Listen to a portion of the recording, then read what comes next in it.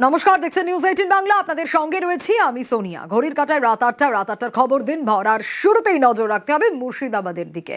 মুর্শিদাবাদের কর্ণ সুবর্ণে এবার স্থায়ী সমাধানের পথে হাঁটছে রেল। হ্যাঁ, তারা চাইছে রেলগেটের বদলে লিমিটেড হাইট সাবওয়ে তৈরি করতে। আর এর জন্য প্রস্তাব পাঠানো হয়েছে মুর্শিদাবাদ জেলা প্রশাসনকে। কিন্তু কেন এই সিদ্ধান্ত? গত 17 জুলাই যে ভয়াবহ দুর্ঘটনা ঘটে যায়, যে মর্মান্তিক দুর্ঘটনা ঘটে যায় মুর্শিদাবাদের কর্ণ সুবর্ণে, যেখানে গোবিন্দপুর রেলগেটে ট্রেনের ধাক্কায় 4 স্কুল পড়ুয়া সহ 5 জনের প্রাণ চলে যায়। দুর্ঘটনা এড়াতে এবার সেখানেই লিমিটেড হাইট সাবওয়ে তৈরি করতে চায় রেল।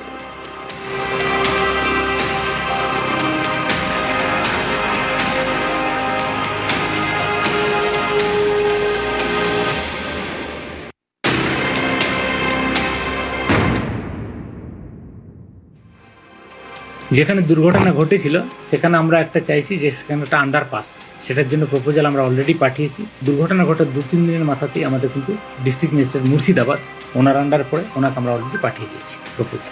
ওটা হোপফুলি খুব তাড়াতাড়ি পেয়ে যাবো। আর তাড়াতাড়ি পেলে আমরা নেক্সট 6 মান্থ থেকে 9 মান্থের মাথায় ওখানে কমপ্লিট করে নেবো। সাবওয়ে দিয়ে যাতায়াত করতে পারবে, সুতরাং লোকজনের আর অসুবিধা হবে না ওই এলাকাতে। তৃণমূল জামানায় রেল বারবার অভিযোগ করেছে যে সাবওয়ে তৈরির জন্য জমি চেয়েও পাওয়া যায়নি। জমি জটের মর্মান্তিক পরিণতি দেখেছে গোটা বাংলার মানুষ। তাই নতুন সরকারের কাছে রেলের আবেদন লেভেল ক্রসিং এর পরিবর্তে সাবওয়ে। রেল আশাবাদী এতে দুর্ঘটনা এড়ানো যাবে।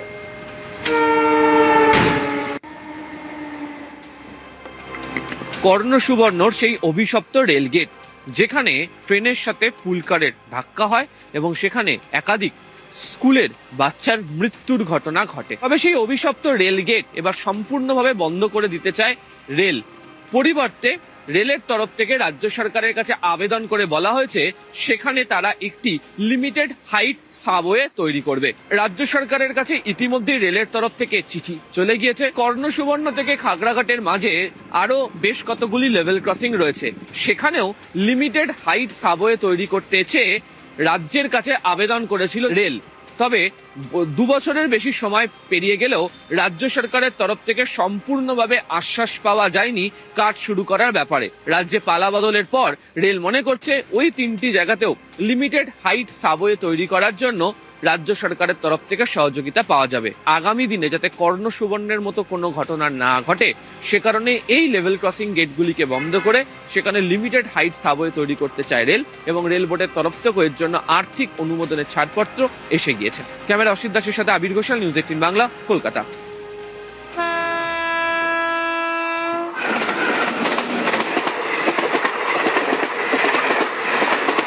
পশ্চিমবঙ্গে রেল সেক্টরে 1 লক্ষ কোটি টাকার বেশি কাজ হবে এবং 538টা ফ্লাইওভার এবং আন্ডারপাসেস হবে। প্রায় 60টা রেলওয়ে প্রজেক্ট, যেটা রেলওয়ে বোর্ড গত বছর অ্যাপ্রুভ করেছিল লাস্ট অক্টোবর 2025 অক্টোবর নভেম্বরে, রেলওয়ে নেটওয়ার্ককে গোটা পশ্চিমবঙ্গে পৌঁছে দেওয়ার জন্য।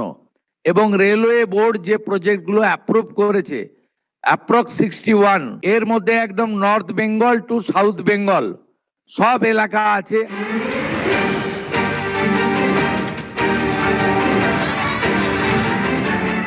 4 মে পালা বদল, 9 মে সরকার গঠন করেছে বিজেপি। তারপর থেকেই বাংলায় ডাবল ইঞ্জিনের গতি। তৃণমূল আমলে জমি জটের কারণে আটকে থাকা একের পর এক রেল প্রকল্পের কাজ শুরু হয়ে গিয়েছে। জোড়া ইঞ্জিনে ছুটছে রেল। নতুন রেল লাইন, ডাবলিং এবং থার্ড লাইন সহ 25টি রেল প্রকল্পের কাজ প্রায় শেষের পথে। 8,902 কোটি টাকার এই প্রকল্পগুলির মধ্যে রয়েছে রামপুরহাট মন্দারহিল নতুন রেল লাইন, আজিমগঞ্জ মুর্শিদাবাদ নতুন rail line, Panskura Kharagpur doubling, Lalgola Jiaganj doubling, Krishnanagar Bethua Dahari doubling, Nalhati Sagardighi doubling, new Coochbehar Ghumanihat doubling, Purulia Kotshila doubling, Sainthia Tarapith third line এবং বর্ধমান কাটোয়া গেজ পরিবর্তন।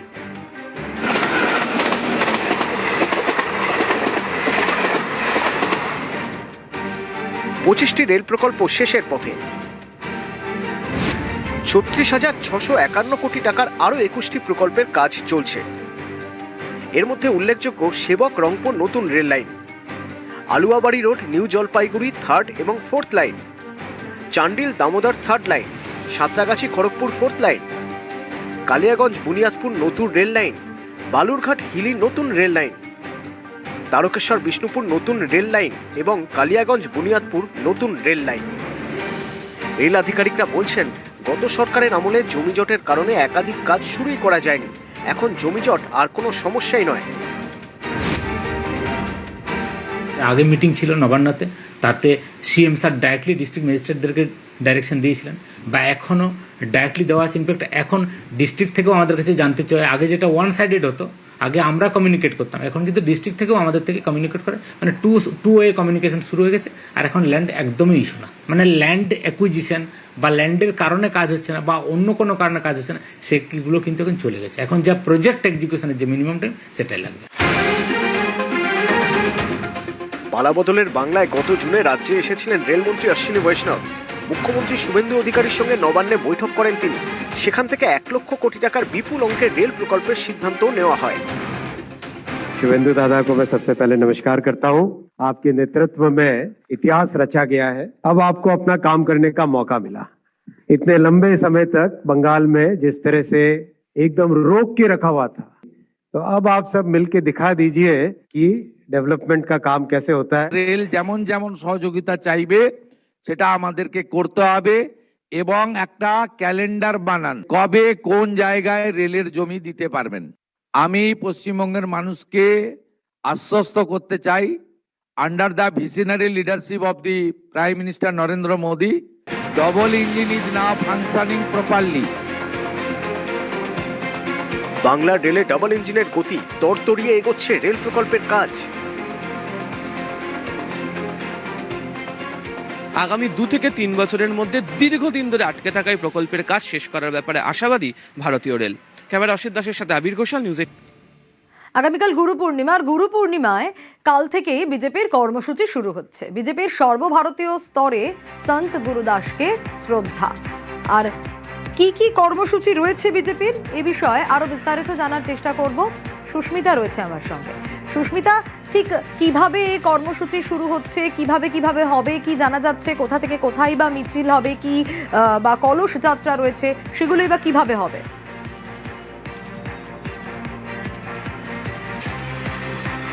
দেখো, আগামীকাল গুরু পূর্ণিমা, আর গুরু পূর্ণিমা উপলক্ষে সর্বভারতীয় স্তরে বিজেপির একাধিক কর্মসূচি, এবং সেই কর্মসূচি গোটা দেশ জুড়ে পালন হবে। তার পাশাপাশি অবশ্যই রাজ্যেও পালিত হবে। এবং আগামীকাল গুরু সন্ত দাস, তাকে শ্রদ্ধাঞ্জলি নিবেদন করেই সেই শ্রদ্ধাঞ্জলি দিবস হিসেবে, গুরু সন্ত দাসের শ্রদ্ধাঞ্জলি দিবস হিসেবে এই গুরু পূর্ণিমাকে পালন করা হবে।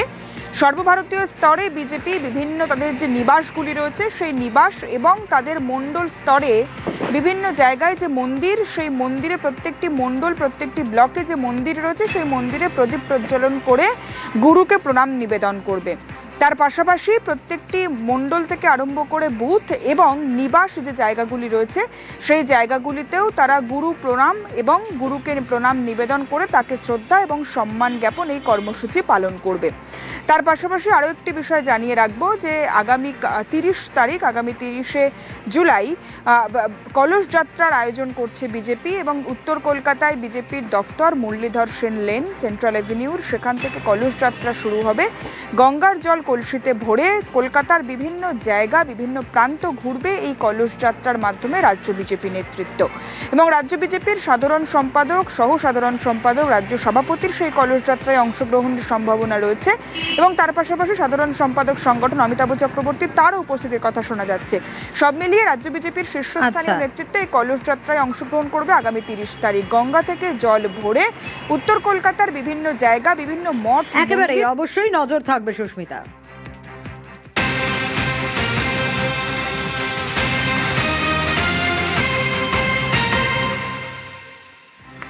আর যে ব্রেকিং এই মুহূর্তে নজর রাখবো, ইন্দ্রনীল সেনের আগাম জামিনের আর্জি খারিজ হয়ে গেল। হ্যাঁ, চুঁচুড়া আদালতে প্রাক্তন মন্ত্রীর আগাম জামিনের আবেদন বাতিল হয়ে গেল।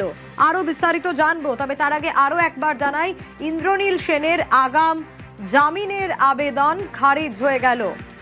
চুঁচুড়ার আদালতে প্রাক্তন মন্ত্রীর আগাম জামিনের আবেদন বাতিল।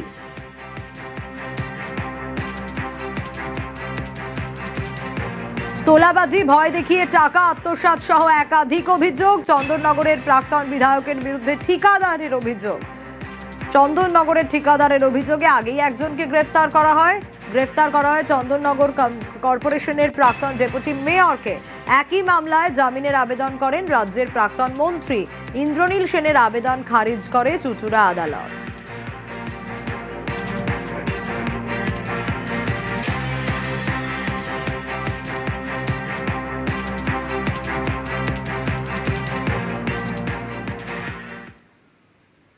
অন্ডালে ধস আর ধসে একাধিক বাড়িতে ফাটল। স্বাভাবিকভাবেই আতঙ্কিত বাসিন্দারা তারা ঘর ছেড়েছে এবং এই ধস একাধিক বাড়িতে ফাটল ধরিয়ে দিয়েছে। উখড়া, নীলকণ্ঠ, ধোবাপাড়ায় এ ঘটনাস্থলে পুলিশ পৌঁছয় এবং এলাকার মানুষকে নিরাপদ আশ্রয়ে সরিয়ে নিয়ে যাওয়া হচ্ছে। কিন্তু কোথায় নিয়ে যাওয়া হচ্ছে? কারণ সব থেকে বেশি সাফারার তো এই সাধারণ মানুষগুলো, কারণ তারা রীতিমতো আতঙ্কিত এই পরিস্থিতিতে। গোটা এলাকা ঘিরে রাখা হয়েছে, মাইকিং চলছে। একটু ছবি দেখাই আগে আপনাদের।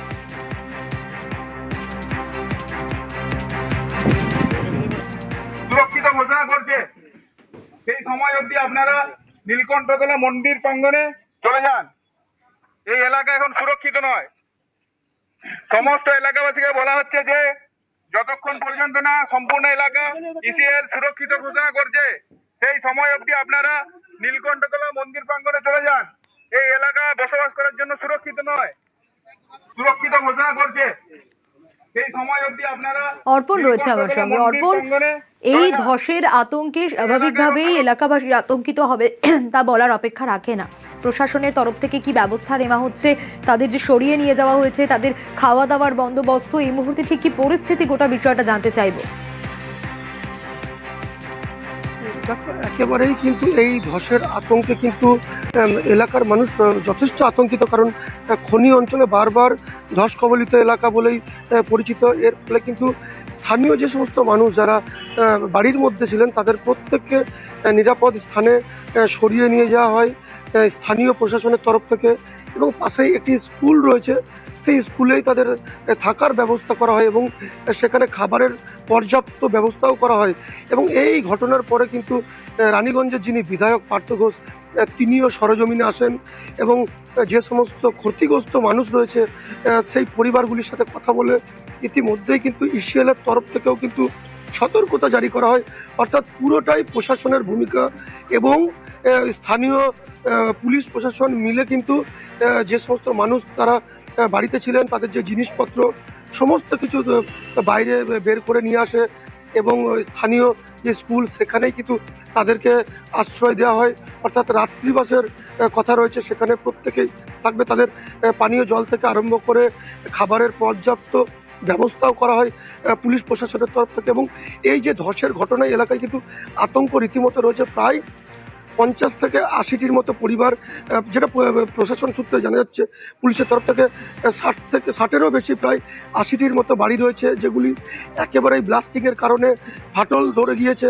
প্রত্যেকটি বাড়িতে ফাটল এবং বেশ কয়েকটি বাড়ি কিন্তু একেবারেই কিন্তু যে তার যে বাড়ির চাঙড় সেগুলিও ছেড়ে পড়ছে, পাঁচিল ভেঙে পড়ছে। এই গোটা ঘটনায় একজনের অল্প বিস্তর ক্ষতিগ্রস্ত হয়, কারণ সে ওই মুহূর্তে বাড়িতে যখন ছিলেন, এই ব্লাস্টিং যখন হয় সেই সময় হুড়মুড়িয়ে একটি পাঁচিল ভেঙে পড়ে। একেবারে বেশ। বাচ্চা নিয়ে বাড়িতে ছিলাম, আস্তে আস্তে ওটা পুরো ধস, আমাদের বাড়িতে পুরো ধসটা ছেড়ে গেছে টালি থেকে একদম।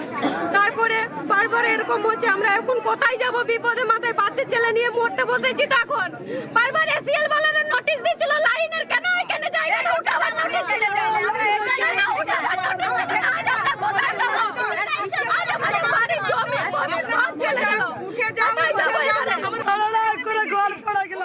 আমি ভয় চেঁচাতে লাগলাম, ভাগ্য ভাগ্য লাগে। আমার ছেলে ঘরে ঘুমাচ্ছিল, বেটি ঘরে ঘুমাচ্ছিল, তাড়াতাড়ি বাড়ছি। ইসিএল ব্যবস্থা করছে কিছু করছে না বাবা। দাদা আমাদের ঢালা ঘর ছিল, দোকান ছিল, সব বসে গেছে, গেট গুলা খুলছে না। ইসিএলের কোল মাইনিং যা হয় সেই মাইনিং পারপাসে ব্লাস্টিং হয়েছে, সেই ব্লাস্টিং এর এফেক্ট হচ্ছে এখানে কিছু সাবসিডেন্স হয়েছে, কিছু ক্র্যাক হয়েছে বাড়ি, 60 থেকে 70টা নাকি বাড়ি এফেক্টেড এবং তাদেরকে অন্য একটা জায়গাতে শিফটিং করানো হয়েছে। ডিএম সাহেবের সাথে কথা বললাম, ইসিএল এর যারা জিএম এবং এজেন্ট যারা ছিলেন আধিকারিক তাদের সাথে কথা বললাম। এই ম্যাটারে ইন্ডিপেন্ডেন্ট ইনকোয়ারি চাইছি, যারা অর্গানাইজেশনের কোনো অফিসার বা লোক হবে না, ইনকোয়ারি করে একটা ইনকোয়ারি রিপোর্ট সাবমিট করবে। এটা কি মেয়ার অ্যাক্সিডেন্টাল ইস্যু নাকি কারো নেগলিজেন্সের জন্য হয়েছে নাকি এর পিছনে কোনো রকম কোনো অভিসন্ধি আছে? বহু রাস্তা এরকম রয়েছে যা বেহাল অবস্থায় রয়েছে। আগের সরকারের আমলে হয়তো সেই রাস্তাগুলো ঠিক করাই হয়নি। সেই সব বেহাল রাস্তা দুর্গাপুজোর আগেই সারাই করতে হবে। হ্যাঁ, এরকমটা নির্দেশ সচিব পর্যায়ের বৈঠকে মুখ্যমন্ত্রীর তরফ থেকে নির্দেশ এসছে। ঠিক কি নির্দেশ দিয়েছেন তিনি? সোমরাজ রয়েছে আমার সঙ্গে, সোমরাজের কাছ থেকে জানবো।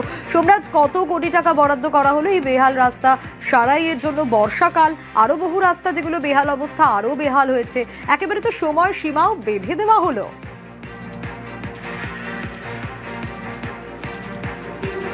একদমই, দেখো, বেহাল রাস্তাগুলি সংস্কারের জন্যই রাজ্যের পূর্ত দপ্তরকে 500 কোটি টাকার আর্থিক বরাদ্দ মুখ্যমন্ত্রী শুভেন্দু অধিকারী আজ দিয়েছেন।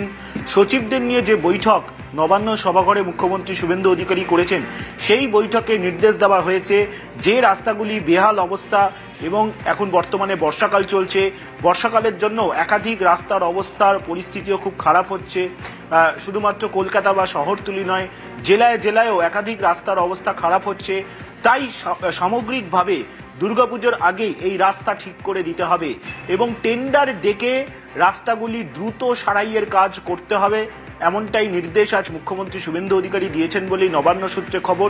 এবং সেক্ষেত্রে আগের সরকারের সময় ভেন্ডার নিয়ে কিছু সমস্যা হয়েছিল, সেই সমস্যাগুলিও মেটাতে হবে মুখ্যমন্ত্রী শুভেন্দু অধিকারী, তেমনটাই নির্দেশ দিয়েছেন পূর্ত দপ্তরকে বলেই নবান্ন সূত্রে খবর। এবং 10ই অক্টোবরের মধ্যেই এই রাস্তা সংস্কারের কাজ শেষ করতে হবে।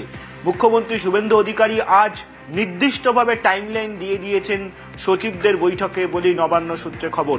অর্থাৎ দুর্গাপুজো শুরু হচ্ছে 14ই অক্টোবর থেকে, 14ই অক্টোবর হচ্ছে চতুর্থী, তার আগেই 10ই অক্টোবর অর্থাৎ মহালয়ার মধ্যেই যাতে এই রাস্তা সংস্কারের কাজ শেষ হয়ে যায়, শুধুমাত্র কলকাতা শহরতলি নয়, জেলায় জেলায়, সেই নির্দেশ আজ মুখ্যমন্ত্রী শুভেন্দু অধিকারী দিয়েছেন বলেই নবান্ন সূত্রে খবর। পূর্ত দপ্তরকে তার জন্য 500 কোটির আর্থিক বরাদ্দ দেওয়া হয়েছে বলেই সূত্র মারফত খবর। বেশ।